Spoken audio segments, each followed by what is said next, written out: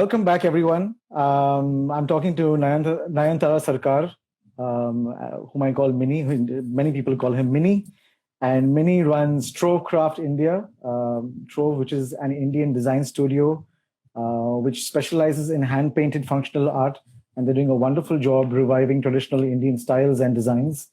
And I got cruelly intercepted and thrown off the air a while ago when I was asking, while Mini was sharing an answer to one of my questions. So I'll start that question over again, Mini. We won't go all the way to the beginning because we've lost all that, but I don't think we have much more time.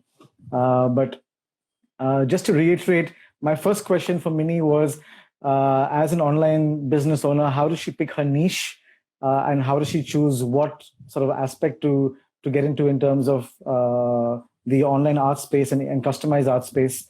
And her answer was that rather than pick a niche from the get-go, she started creating stuff, and then very soon she realized that she wanted to focus and specialize in hand-painted stuff. And so, which is why ever since, Trove has been working on hand-painted artifacts and making hand-painted stuff.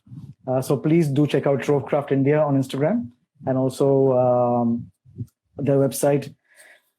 All right. So without further ado, I'm going to jump into the second question I asked Mini, and Mini can reiterate what she had said. So my question for you, Mini, was you jumped into the business world after a successful stint in the corporate world. And in the corporate world, you had surely built skills and experiences that had helped you succeed in that context. But what was it like when you jumped over to business? Did you feel like you were able to carry over the same skills and apply them in this context as well? And also on the flip side of that question, were there skills that you think you didn't have that you had to learn, and sort of also other things that you hadn't thought of that you had to equip yourself for to be able to succeed in the business context as well? What was it like? So I think all of us, I'm sure everybody will agree that whatever you do finally with your life is a combination of all your experiences, not just what you've learned in the workplace, but also how you've been, how you've grown up as a child. So my dad was in the army, and I would go back to that rather than straight to my work experience.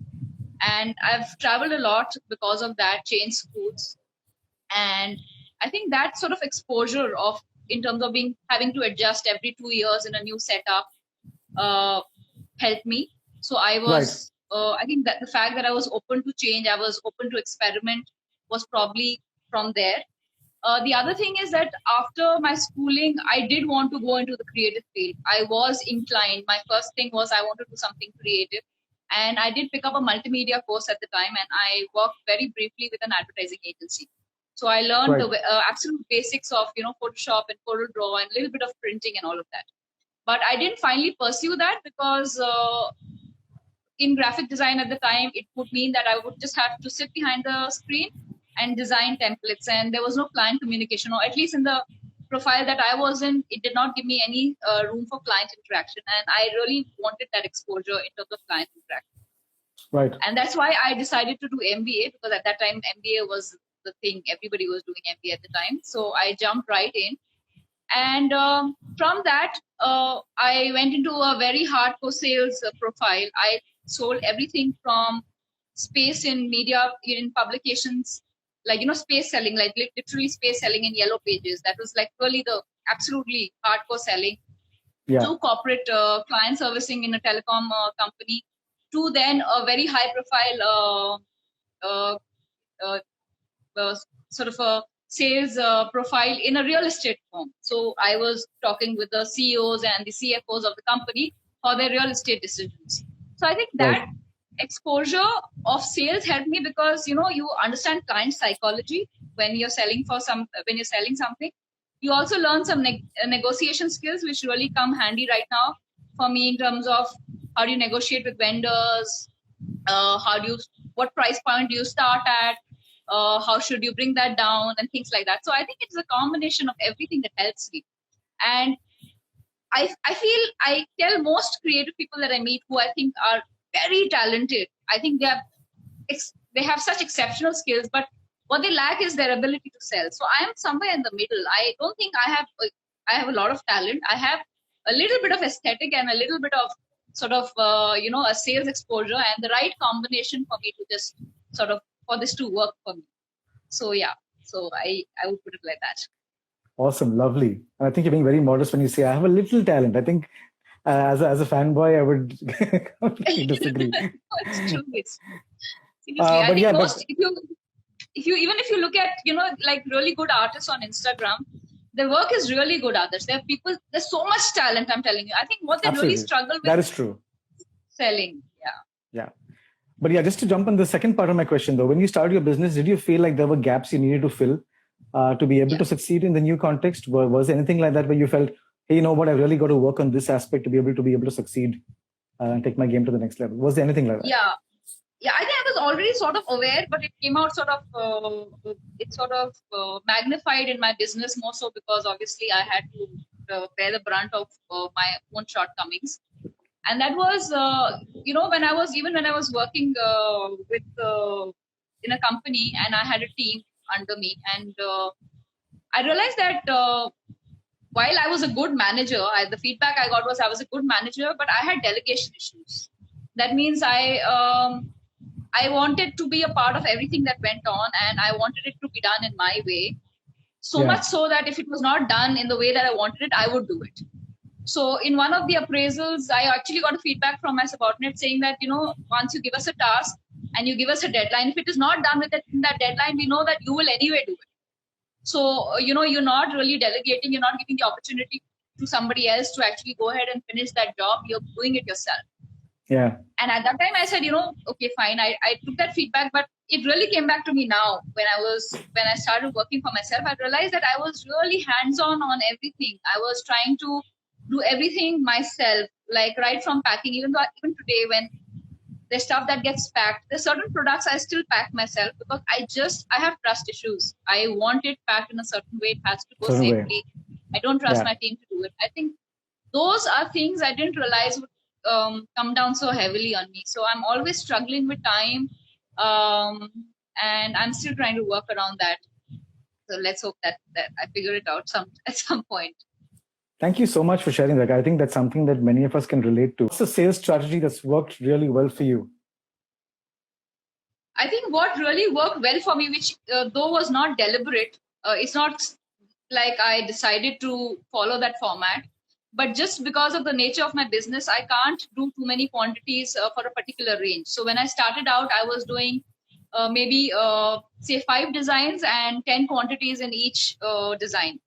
And I would introduce the range and I would tell my audience that I'm going to list these products on so and so date and so time, and it is available until stocks last. And people who follow me know that for me to get that same design back takes me anything between 6 to 8 weeks, because that is usually the production. That's a life cycle of my product. Yeah. So that helped me in a way because there was a sense of urgency. So from the time that I listed, the first 3 days I would manage to sell 70% of my inventory, and the other 30% would gradually sell anyway. So I think that is a good strategy. If you keep a very small window, create a very good range, and you probably limit the time for how long that range is available. I think that on a psychology, on a client psychology works probably. I need to buy this now before it sells. But Absolutely. It was not deliberate. Let me say it wasn't deliberate. It just happened, and I realized that it worked well. And did you also, in doing that, have some sort of a list of clients who had previously expressed interest in that specific product, and let them know, hey, it's available right now. You have to buy it right now. Yeah. So I do have because I've had so many clients who say that some of them in the US, and they say by the time you list your products, the next day we wake up, they're already sold out. So I have created a mailing list, and I usually send an email to them 2 days prior to the event and tell them, hey, this is the new inventory that's coming in. It's going to be listed. I know you're in a different time zone. Would you want to block some? So I keep some inventory away for my international clients, not too much, right, because not like I have too many international clients. About 20 to 30% inventory at any given point in time, I park aside. So if I have 10 quantities, three I will put away just for future inquiries for clients who just missed it. I don't want them to sort of be angry with me. Great. Thanks. Now, Yeah.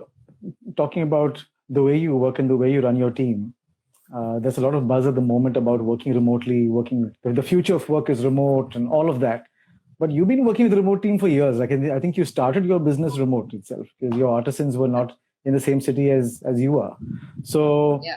how is that going? How is working with the remote team going for you? And what is your design and execution process like? So how have you operationalized the entire structure of how your business runs in the remote context?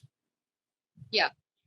So when I started hand painted, I realized that it was impossible to have all my artists in Hyderabad because that would also mean overheads in terms of having a workshop, and all of that. Yeah. So I actively started looking for artists outside, and what I did again, which worked out for one set of artists, which I'm trying to work out with other set of artists too, is that I work with one artist to begin with, who understands what I need, who understands my aesthetics in terms of colors and designs and all of that.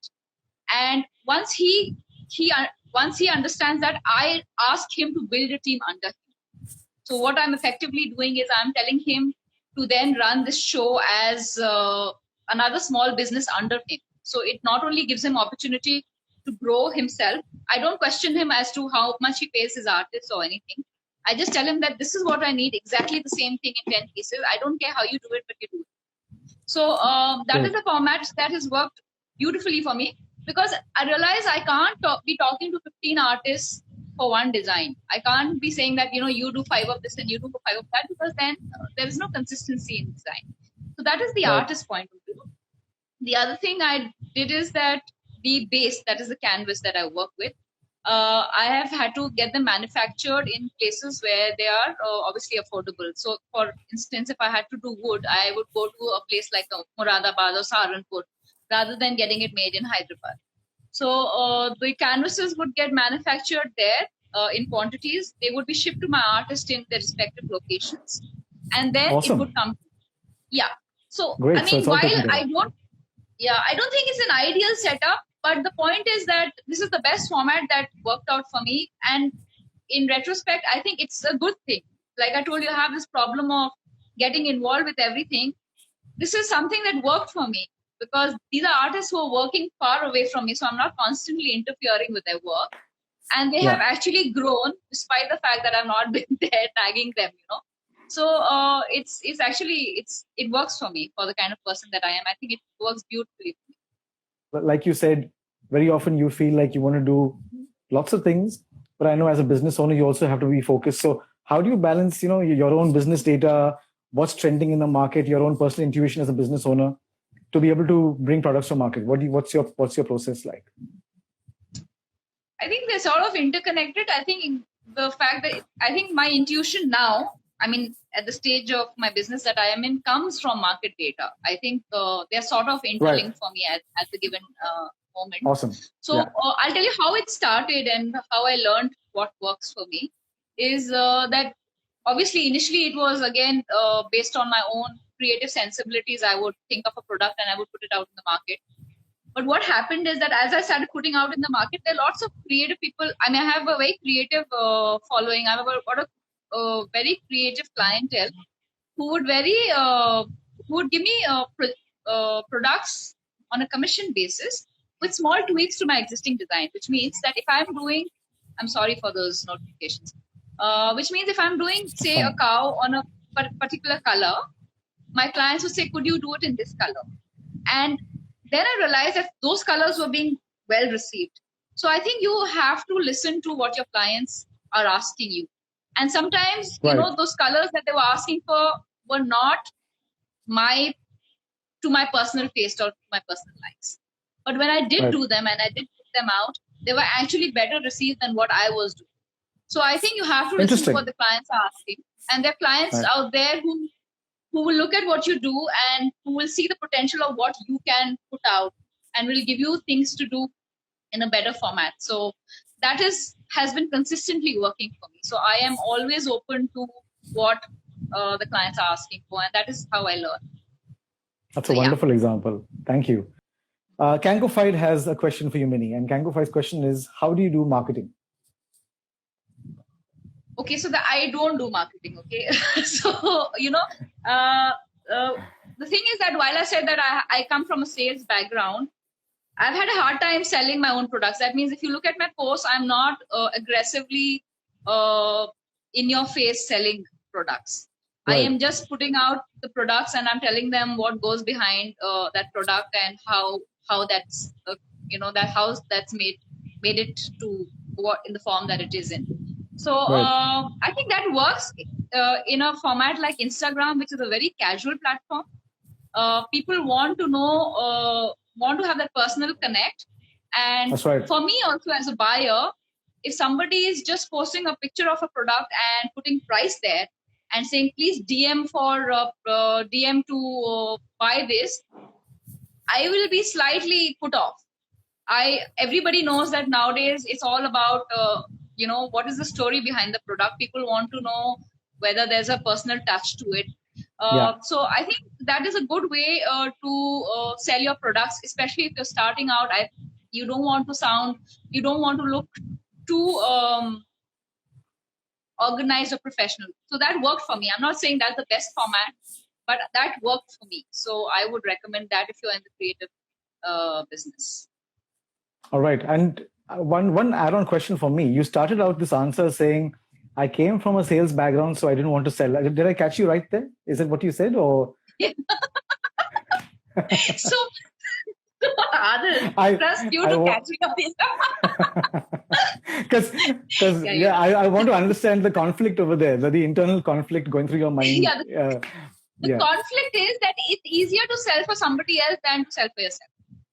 Right. So I was a very aggressive salesperson as long as I was selling for somebody else. But when it comes to selling for yourself, there is this a bit of insecurity when in your pitch, you're not sure that whether you're coming across as too overconfident or too aggressive about your own product line. So I have had to sort of strike that balance, because honestly, I think I've always had a hard time selling for myself aggressively. I've not reached out to people or to architects proactively, or to stores to please take my products and look at my products and look at my catalog.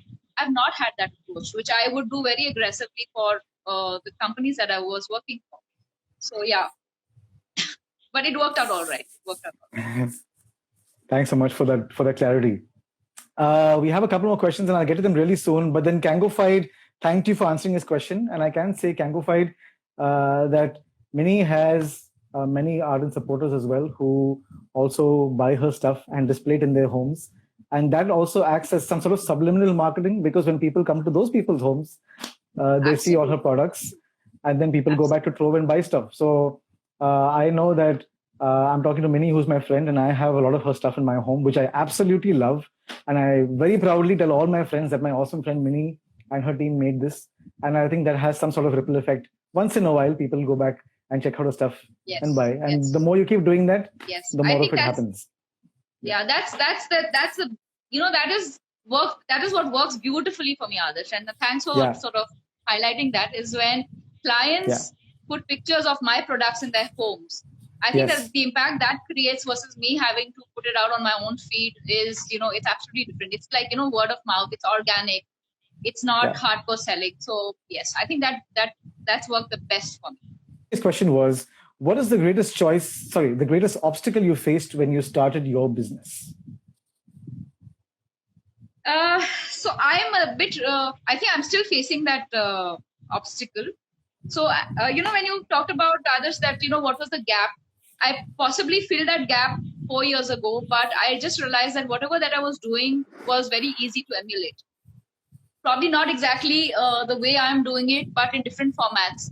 So the biggest obstacle I face even today is to constantly reinvent myself or to bring out new products constantly to keep my feet fresh. The people who have done what I'm doing and scaled it up much faster than I can possibly do, not in hand-painted format, maybe in digital format, but they have understood that there's a market for it and they've done it in another format and really scale it up. So that has been and will continue to be the biggest obstacle for me. So I'm still fighting that when I have an answer of how I figured it out, I'll probably share it then. Right now, I'm still. What are some tips that you can share for those who want to start an online boutique or an online retail business?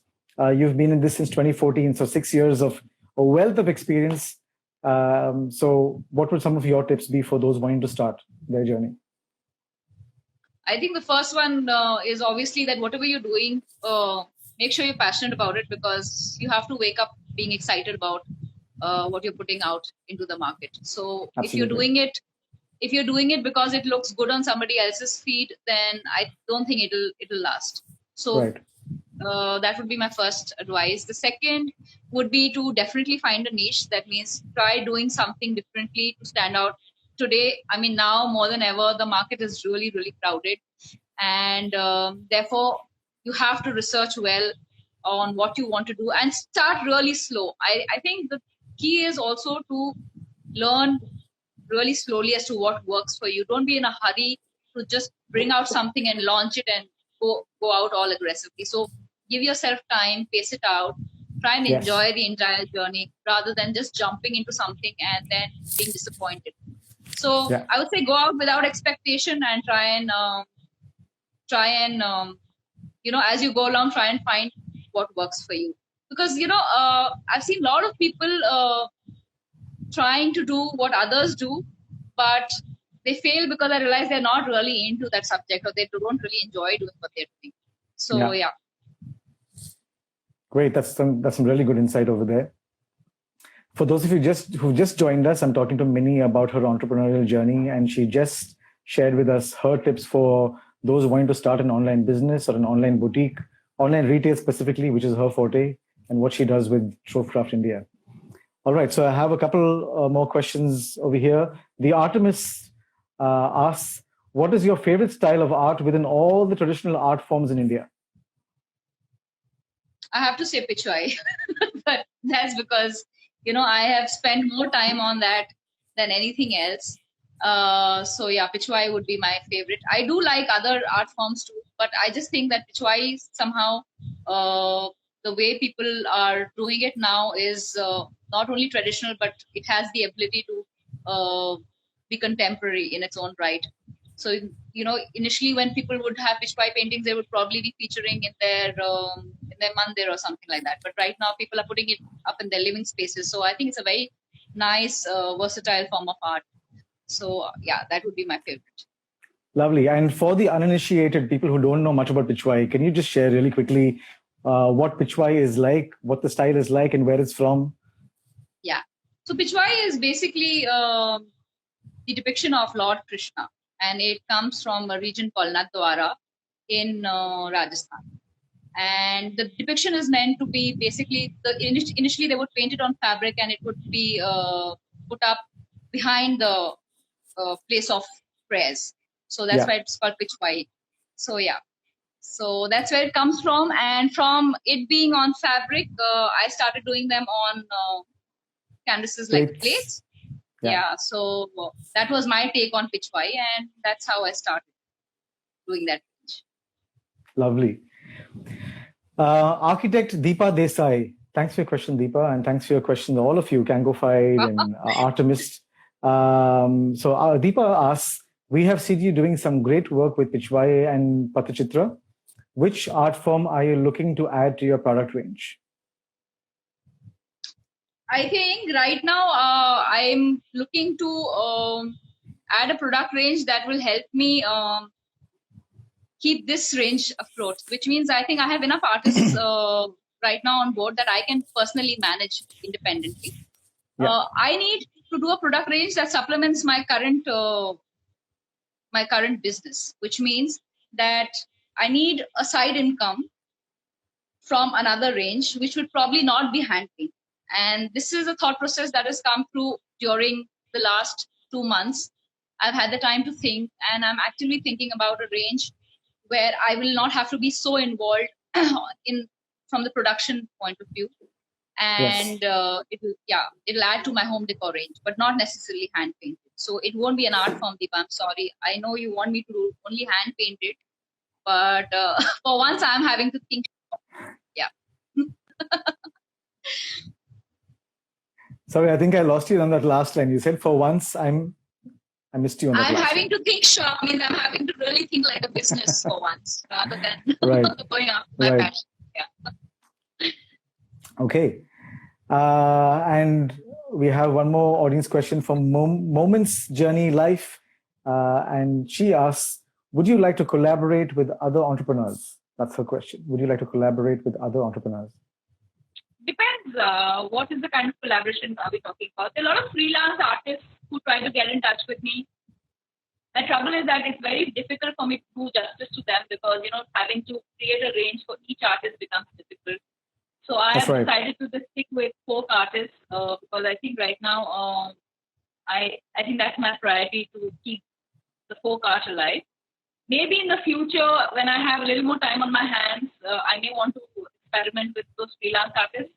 Other businesses, other entrepreneurs who work with other materials, like, if they're working with raw materials like wood or iron or brass or copper, those kind of entrepreneurs will be nice to collaborate with because then I could use their products as a canvas and then put my art on that canvas.